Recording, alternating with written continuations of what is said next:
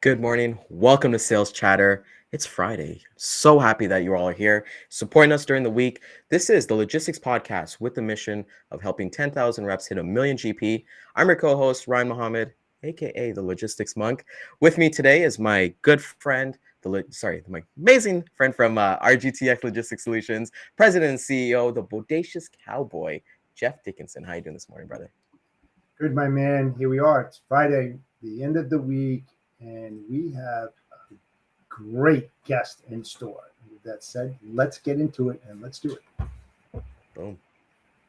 Welcome to the HPLS podcast. Live, relevant, and high performance information, conversations, and education weekly.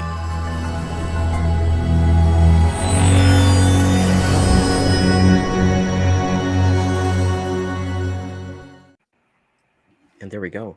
Jeff, I mentioned yesterday when we started our show yesterday that we wanted to bring guests on with like different walks of life, blaze different paths, and just the lessons that they've learned along the way. And we have an amazing guest for you.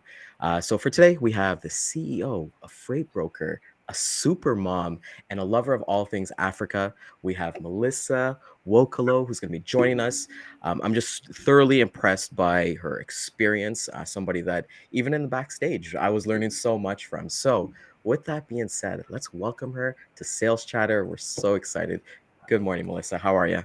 I'm doing great. Thank you so much, Ryan and Jeff, for allowing me to be here to talk to women. I've had a heart for women since I was a teenager myself, and I have a love for sales more than anything, and I have a love for Africa. I was 8 years old when I really felt the heartbeat through a pen pal in Algeria, and that is why I've traveled there 9 times before I got married, and after I got married to an African, I've traveled there 4 times, and I'm actually leaving in 2 weeks for Ghana.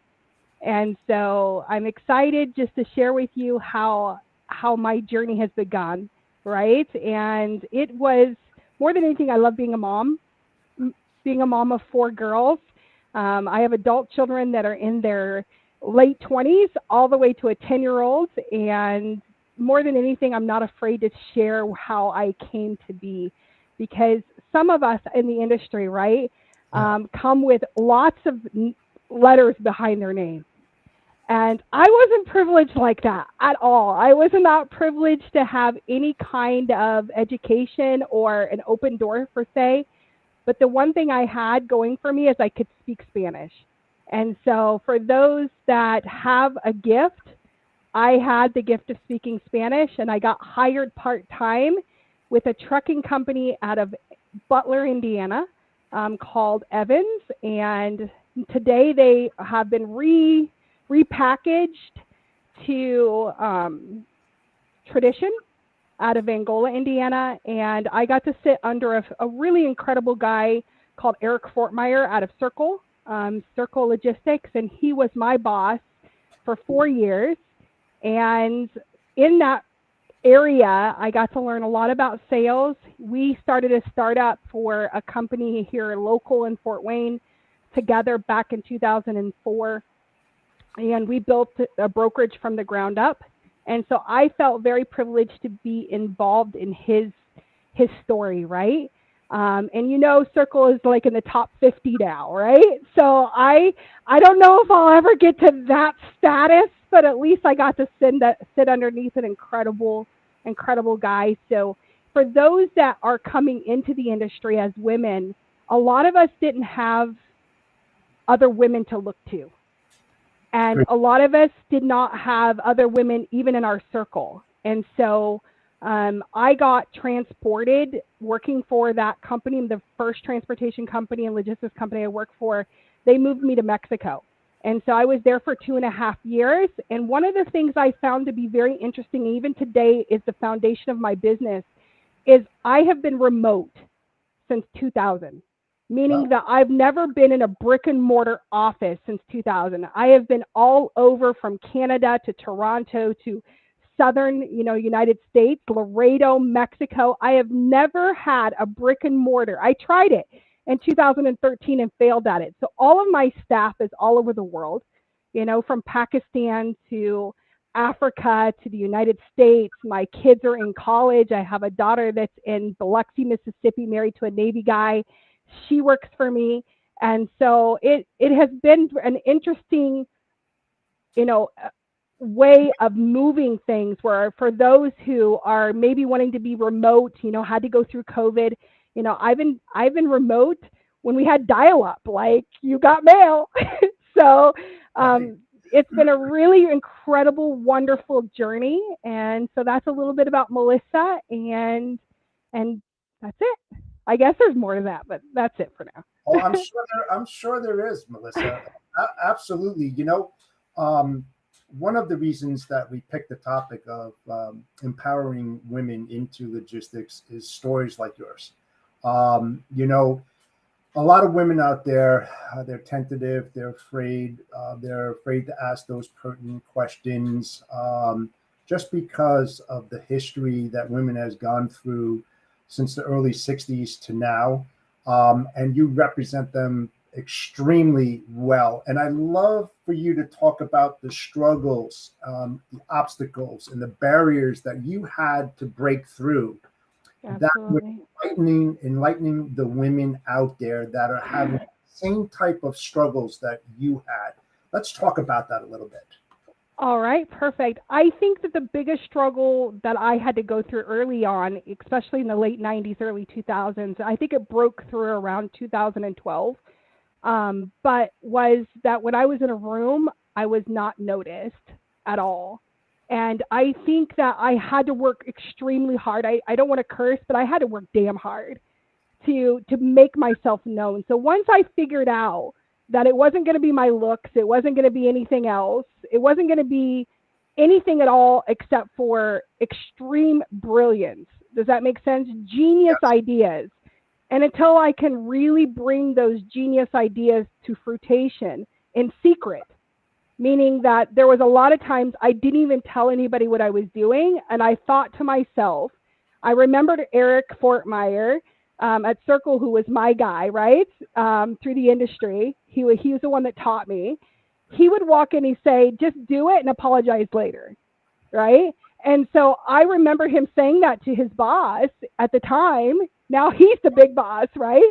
And so I would just make things happen on the ground level, the grassroots level, and then apologize later. And so that would be probably my biggest thing for women, is even you can still use that today. A lot of what you do is dark. A lot of what you do is not dressed up on a podcast. A lot of what you do is in your pajamas late at night, early mornings, getting things done that makes you incredibly unique and authentic to you, right? And bringing through and breaking down those barriers, I think around, I would say 2012, 2013, I was an agent for Suntech TTS for 13 years. And a lot of those conversations were, let's get Millisa into a leadership board. And I was the only female. And there was like 10 of us, right?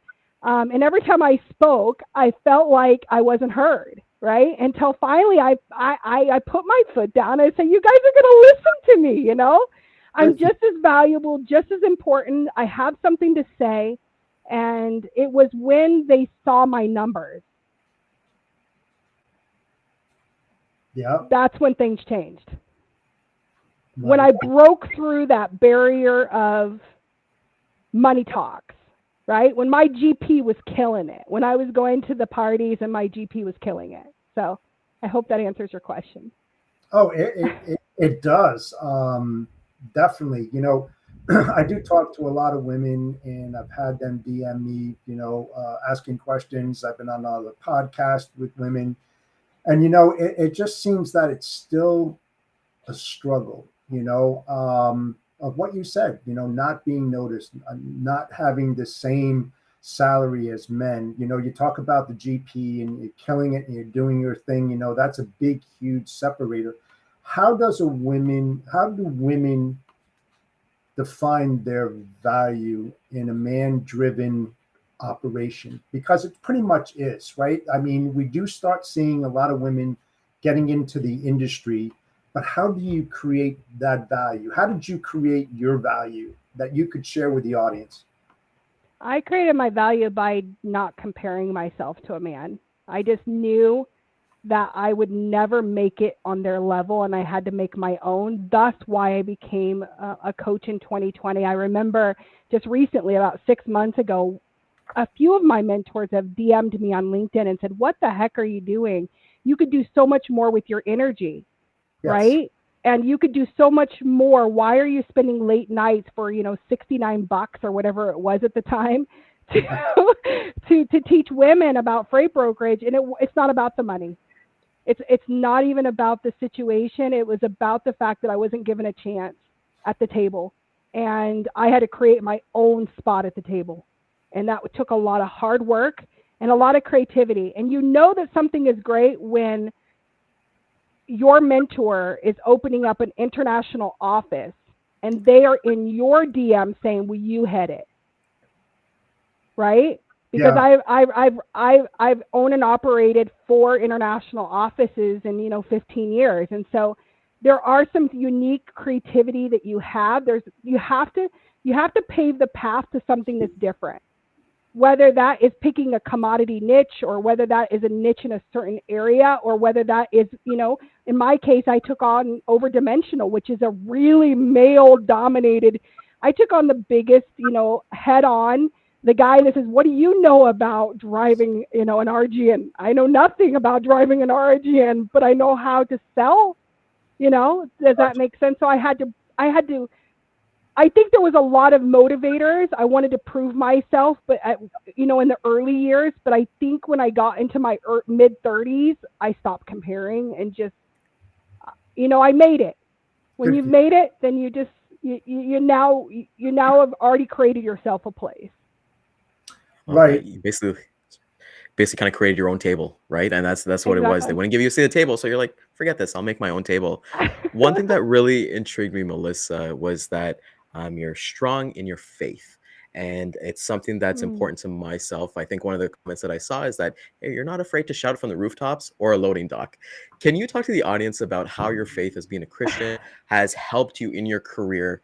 Because we all go through those ups and downs, and we always kind of, some of us might look to different vices, but I think faith is one of the most strongest thing that is available to us. Absolutely. I think it's where the power comes from. It's where you know who you are. If you know your identity in who you are as a person, as a mom, as a woman, and your place in this world and what you were created for, then it makes it easier to stay on path.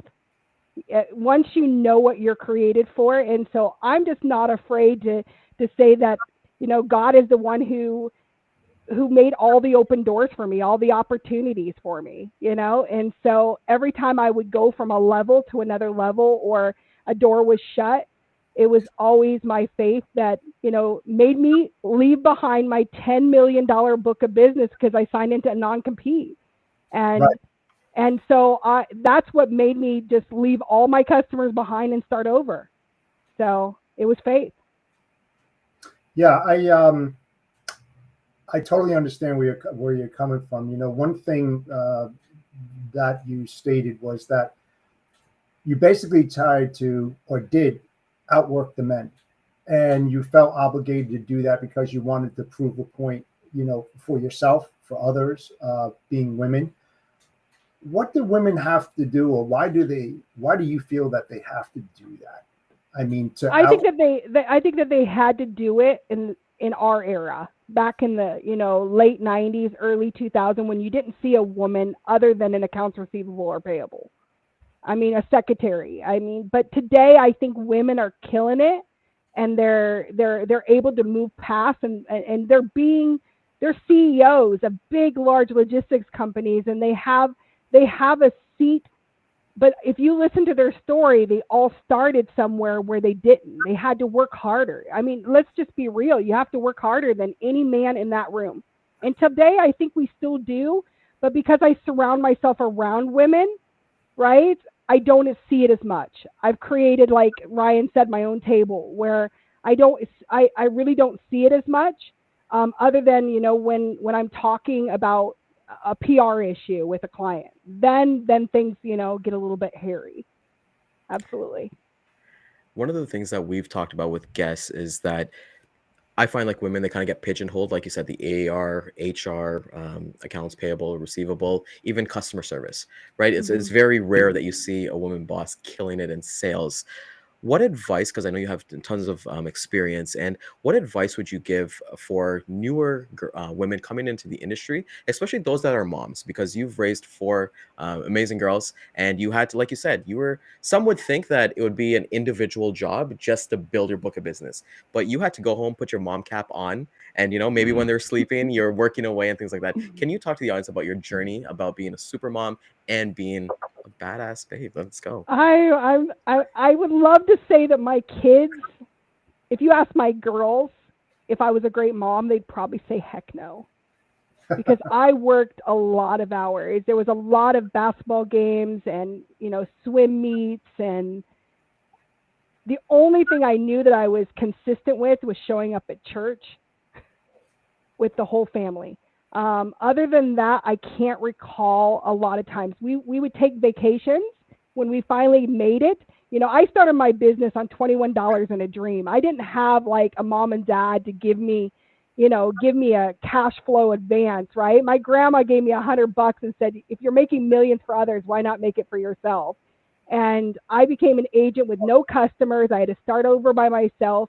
If I look at what killing it in sales meant, is I didn't have a choice. If you have a backup plan, you're never going to meet the level you need to make. It's all in you. I didn't have a backup plan. I didn't have a college education to fall back on. My parents are drug addicts. I didn't have anything. I left home when I was 16, and I've been working since. And thank goodness I never fell into those vices. But there was a lot of dark areas where I had to learn how to not look to prove anymore anytime. I didn't want to prove it anymore where I was going. I had to stand on a lot of professional platforms and say, you know what, I can no longer look to the past and try to prove that. I had to move forward. But one thing I would tell women as a mom is you have to make time. Today, if I could go back and erase it all, I would say that you should pick being a mom first and business second, because your main job as a mom is to make sure that those girls make it, right? And if I could say I instilled one thing in my girls, it's work ethic. There's not one of my girls that is not working and making something of themselves, right?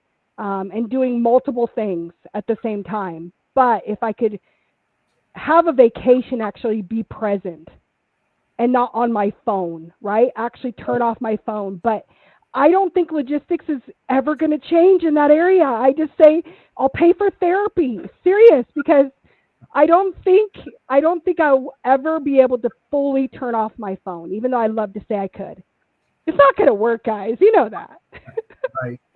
But you bring up a very important subject there. Work-life balance, right? I mean, I failed as a dad. I mean, I'm open about that because I was so focused in my logistics positions and the positions that I had that it took me away from my family, and I was traveling all the time, and it was hard. And I'm honest with people out there, just like you're being honest right now. So if you were going to turn back the pages, let's try to erase whatever you did wrong. What would you change to help create that balance that's needed to support what you do for a living, as well as supporting your family duties? What would you have done? I would have not competed as much. When I went there, you have to look back. If you look back to the room I was in a room by myself, no other women, 25, 30 men, all killing it, right? And I would see their GP. I would see what they're doing. I would see the awards they were making. And I would come back from those meetings fighting harder. I was never satisfied with just making $1 million a year or $750,000 a year. I was never satisfied with that. And if I could look back and go back, I would have been satisfied. I would have said, you know what, my girls need a mom more. And it's not because my girls have ever said, Mom, you did a bad job, or do I have girls that have issues? I really have been very fortunate that my girls are really good girls with traditional values. And I raised them that way. I raised them with very traditional values. And so I can't say that, but I do not recall their nine-year-old birthday. I cannot to this day, all 4 girls remember their 9-year-old birthday. And one's 10 right now. I can't remember last year. Wow. When I made a cake and sat down and said happy birthday. And if I could go back and erase that, I would make sure their birthdays were there. I'd make sure I turned my phone off on Christmas. And I'd make sure I was there and present for at least one event a year that I could say it's memorable. Right. Right. Yep. And you know, it's hard. It's hard because, and I feel your pain. I really do, because it must have affected you in your position, because you're always thinking about your family life and the impact from what you were doing on a daily basis, because you wanted to empower yourself. You wanted to be who you wanted to be, but yet you had your family. What kind of pressures was that to you, and how did you separate that? Because I'm sure that there's other women out there that pretty much have the same kind of shoes that you wear. Do you want me to lie to you or be honest with you? I was divorced in 2002 because I was a maniac when it came to sales. And I spent the next 10 years in a very, very feminist movement. Today, I'm not a feminist at all. Now, listen, do I believe in women? Absolutely. Do I believe that women should have a sit at the table? Absolutely. But I'm unique to being a woman with woman ideas and thoughts. I love to cook. I love to be a mom. I love to be a wife today, right? And I have put myself in a place I should have always been in today. But if I could re-erase and go back, I would have shut up more. I wouldn't have been so nasty, because when you're at that level, yep, right, and you are empowering it and killing it, and you are the breadwinner, yep, you're making the people around you, some of us, trying to even prove that foothold even in our marriages and our lives. Okay, so if I could go back, I would say I would have done things differently. Absolutely, because my girls deserve to have their dad there, and they deserved a mom that did not make money as their playing chip, if that makes sense.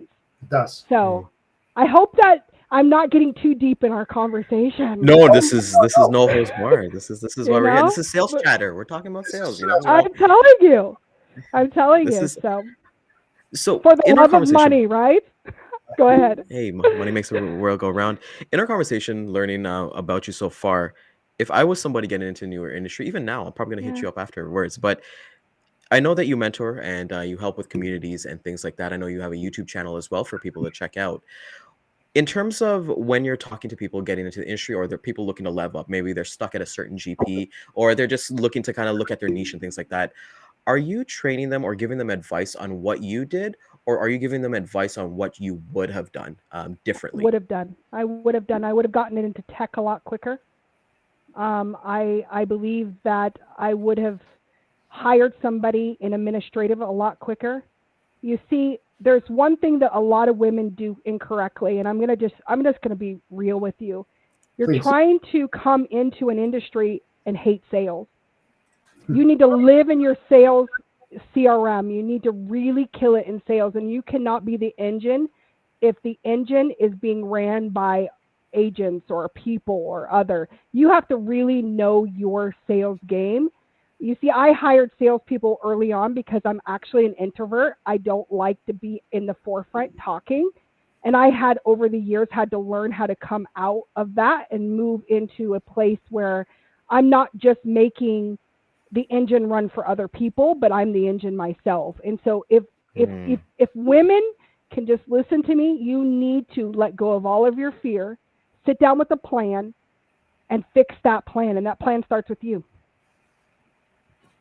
It does. It actually speaks volumes for not just men, but women as well. And it's the same scenario, right? We're all in sales. We're trying to do the best that we possibly can. We lack balance. I think that's agreeable. No matter which kind of sales that you're in, because when you're on commissions and you don't have that salary, you make it for what it is. And the harder you work, better off you'll be, but you're going to sacrifice someplace, somewhere, without knowing it, because you get so engulfed in what you're doing. Not to say that it's wrong, but we do need balance. I appreciate your honesty, because this is what Sales Chatter is all about. It's about being honest and forthright and telling people the way that it truly is in the sales environment, in logistics, what's expected. We're not trying to butter it up. We're not trying to paint a picture that doesn't exist. And I really appreciate what you're saying. I mean, it's just, that's a happy mom. We've heard it all over, that when mom's happy, everyone's happy. Well, get your mom happy first. Get your life right as a mom, as a mom, as a family member. Your individuality first before you open up a business. Because if you're not right on the inside from the beginning, you're going to go through, like I did, a lot of dumps. Meaning that in my career, in 24 years I've been doing this, I have lost my book of business 5 times. Wow. Why? Because I was stupid. Why? Emotional issues. Why? Family issues. Why? Because I wasn't right. But today, nothing can stop me. No emotional intelligence. You have to have emotional intelligence. I believe what you're saying wholeheartedly. I mean, you come off as a very honest, self-driven, nobody gets in my way kind of person. So I definitely appreciate it. And when I said I feel your pain, I do. Because you're just being so honest. And I appreciate that. Thank you. You're welcome. It's awesome. And your strength is amazing, as we can see the comments blowing up. Last question for you, Millisa, before we end off today's amazing episode. What are you looking forward to in the years to come? My husband is, we're clearing to our 50s now, but my husband's from a foreign country where age doesn't matter. And so I'm looking to settle down a little bit more. My team right now is running my show. I spent a lot of hard work in the training side, in the trenches training. If you train a team, they can run your team. If you micromanage your team, you're going to be, stuck to your phone forever. So I look forward to my future with my husband, and I look forward to raising my daughter. And my husband's not finished having more children. So we're expecting to, expand our family over the next 2 years. So I'm going into a new chapter, which is a different kind of chapter, and I get to now redo everything. Be there for those birthdays, be there for, all the things that, that I desired to do, but still make killer money because I've done it. Right. And, at the end of the day, it's about whether or not I made it to that level, right? And what is that level to me? That level is, can I say I'm debt free?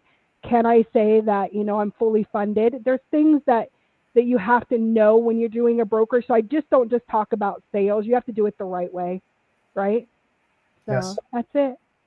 That is amazing. So I want to thank you so much, Millisa. You're This has been welcome. one of my favorite episodes. So I want you to take this time, because I know myself, if I was watching this show, I'd want to get in contact with you or see more content, everything like that. Tell us about how can people reach out to you, about your communities, your YouTube channel, all that fun stuff. Well, my name is hard to pronounce, but it's called Nwokolo, right? So there's an N in front of it. And definitely just keep me on LinkedIn. I like to be there. My YouTube channel, and I have a small community of men and women that work together each day, share their struggles, share the realities of it, And it's not just, what everybody perceives is, but the realities of crying because this is hard. You've made 40 cold calls and you just are exhausted, right? So we're here to encourage them. And so my little baby community is a lot of fun. Absolutely. And we make it affordable. So that way, even if you don't have your own business or whatnot, there's a lot of opportunities in the industry as agents. And so, yeah, I wish I would have had it when I was, younger. Absolutely. But That's if any of amazing. you guys want to share with, I'm putting it out there, actually allow me to hear you on a sales call one day. Because I've never heard anyone. I've never been on a sales call with another person ever. It's all me. Yeah, we'll do that. So Maybe we'll do that. I We'll do that live. made We'll do over. that in a couple months. I tell you, 10,000. I probably had 10,000 hours on the phone, probably, or more. And I've only heard my voice and the other person. So the shipper. So awesome. Yeah, so we'll arrange that. We'll arrange. I know Jeff doesn't make calls, but we'll arrange that. So we'll definitely do that. I feel like you got to come back. You got to come back and spend some time with us. This has been so much fun. We truly appreciate your professionalism, you being real, and you as a person. Thank you so much, Melissa. You're welcome. So I want to thank everybody for coming out. See the comments blowing up. If you found value in this, please like, comment, subscribe, share this with a friend that you think the nuggets that we got today applies to life. It's not just logistics. It's not just sales. So we've learned a ton. So be sure to catch the replay. We'll hit the replay again at 2 and 6 p.m. I want to thank our corporate sponsor, Daman at Centurion Trucking. I know he's going to have a lot of nuggets, especially about the training side that you're talking about, Melissa. If you're in North America and you're looking for a new sales opportunity, he is looking for freight agents paying up to 60% GP. So hit up Daman and his amazing team. We had Gail on last week, so we're looking forward to that. And Cowboy, take us home, buddy. Oh boy, I'll tell you, what a great way to end the week. Thank you so much, Melissa, for joining us. You definitely define what empowerment is for women. And I am so happy and glad that you were so honest on our show today and that you told it the way it is. You painted the picture that a lot of people don't want to see, but that helps them out. That helps them out greatly. So with that said, thank you so much again. Have a great weekend, people out there. Thanks for the audience for watching us today. We'll see you back here on Monday at 11 a.m. as we are daily on Sales Chatter Live. Bodacious Cowboy out.